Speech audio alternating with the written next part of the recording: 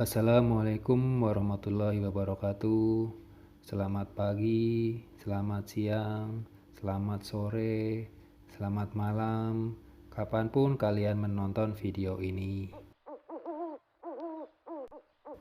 Berjumpa lagi dengan channel Asupan Horor yang akan membagikan nutrisi horor melalui cerita-cerita yang mencekam yang akan membuat bulu kuduk kalian meremang tak karuan.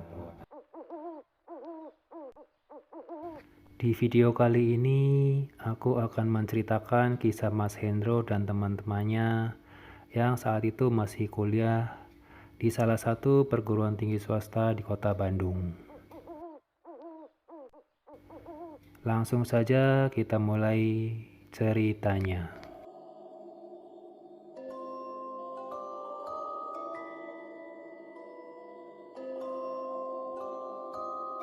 Pagi itu, aku pergi ke kampus lebih awal dari biasanya.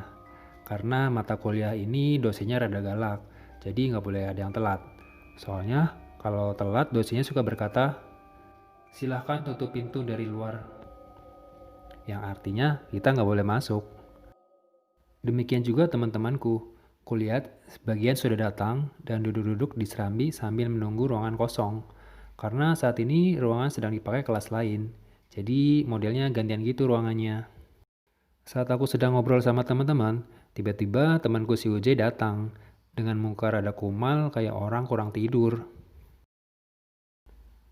"Kenapa lu, J? Dekil amat, begadang ya?" tanyaku ke UJ. Enggak," jawab UJ singkat. Sontak teman-teman pun heran. Soalnya si UJ ini anaknya ceria dan heboh banget kalau cerita. Maklum orang Sumatera, jadi pembawanya berapi-api gitu. Tapi tidak dengan pagi itu. "Lu sakit, J? Udah, ke klinik aja sana, J. Kalau gak, balik ke kosan, Gih.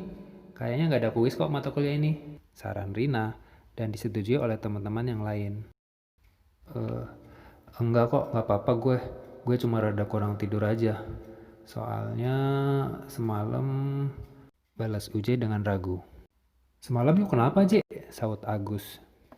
Lalu aku menggeser tempat dudukku dan menyuruh UJ untuk duduk terlebih dahulu, biar ada tenang. Setelah beberapa saat kemudian, UJ melanjutkan ceritanya. "Jadi gini ceritanya, semalam kan gue habis ngerjain tugas di asrama putra.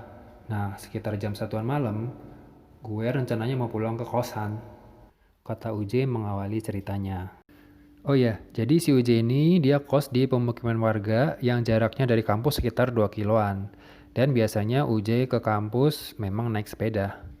Oh ya, di kampusku itu juga boleh memilih antara kos atau tinggal di asrama. Kalau tinggal di asrama, otomatis masih berada di dalam lingkungan kampus. Kondisi jalan menuju pemukiman warga waktu itu sebagian besar sudah rusak. Pokoknya banyak lubangnya gitulah. Hanya di beberapa bagian saja yang mulus. Di sebelah kiri jalan adalah hamparan sawah yang sangat luas, dan di kanan jalan adalah sawah yang tidak terlalu luas, lalu ada sungai. Di sepanjang jalan itu juga hanya ada satu buah pohon yang cukup besar. Ya, sekitar di pertengahannya lah, pertengahan antara kampus dengan pemukiman warga. Karena kanan dan kiri jalan itu adalah sawah, dan jauh di depan sana adalah pemandangan kota Bandung, maka suasana jalan tidak terlalu gelap, masih ada bias-bias cahayanya gitulah. Jadi masih terlihatlah siluet pohon dan perumahan warga di kejauhan sana. Kembali ke cerita UJ. Jadi semalam itu seperti biasa gue mau pulang ke kosan naik sepeda. Lulus semua udah pada tahu kan kalau gue sering pulang malam naik sepeda. Bahkan kalau sedang ada tugas atau kerjaan, gue juga pulangnya menjelang pagi kan. Tapi semalam tuh beda banget loh. Papar UJ melanjutkan ceritanya. Jadi, pas gue udah mulai ngayuh sepeda, keluar dari pintu gerbang kampus, perasaan gue sih sebenarnya biasa aja waktu itu. Cuma rada capek dan sedikit ngantuk aja. Nah, pas udah jalan sekitar 300 meteran, di belakang gue tuh kayak ada mobil yang mau lewat gitu.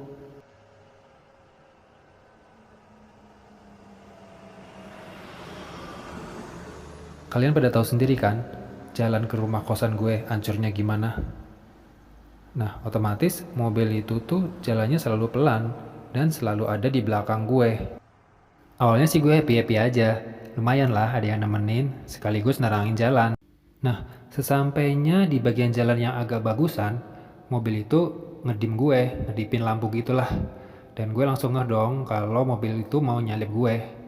Lalu gue minggir dan mengacungkan jempol, tanda mempersilahkan.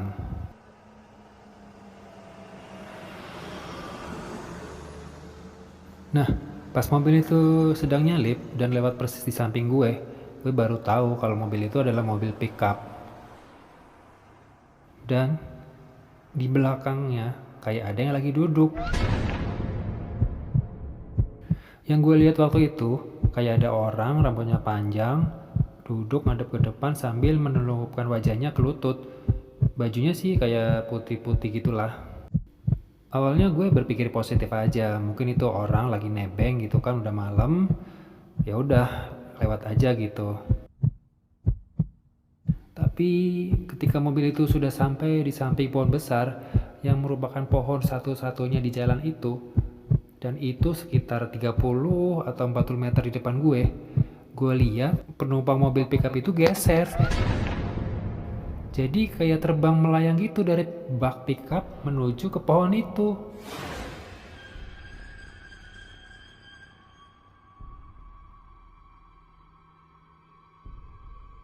Sontak, gue langsung berteriak Allahu Akbar dan mengerem mendadak sepeda gue. Tanpa pikir panjang, gue langsung putar balik ke asrama lagi. Pokoknya gue ngebut ngebutnya pengen segera sampai di asrama lagi. Cerita UJ dengan rada bersemangat. Mendengar cerita UJ itu, beberapa cewek berteriak ngeri dan banyak yang melongo, antara percaya dan tidak percaya. Tapi semenjak cerita itu, si UJ dan teman-teman yang lain yang ngekos di pemukiman warga seberang pada gak berani pulang malam lagi.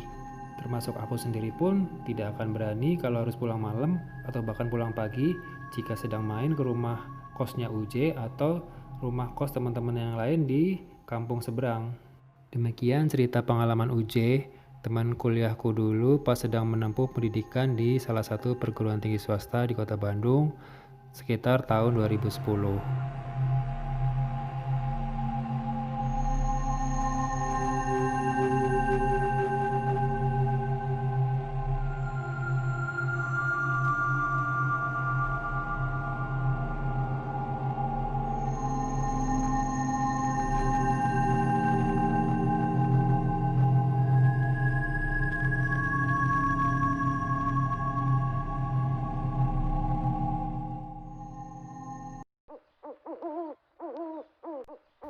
Demikian kiriman cerita dari Mas Hendro yang mengisahkan pengalaman mistis sahabatnya yaitu Mas Uce saat Mas Uce hendak pulang ke kosannya.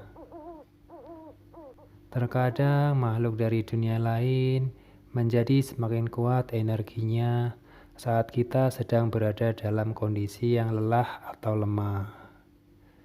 Sehingga pada kondisi tersebut mereka dapat menampakkan sosoknya secara nyata. Alangkah baiknya kita selalu berdoa sebelum melakukan perjalanan keluar rumah, meskipun itu hanya berjarak dekat saja. Jika sahabat channel Asupan Horor mempunyai cerita pengalaman mistis yang mencekam, jangan lupa bagikan melalui channel Asupan Horor. Karena di sini rasa takut dapat menghiburku.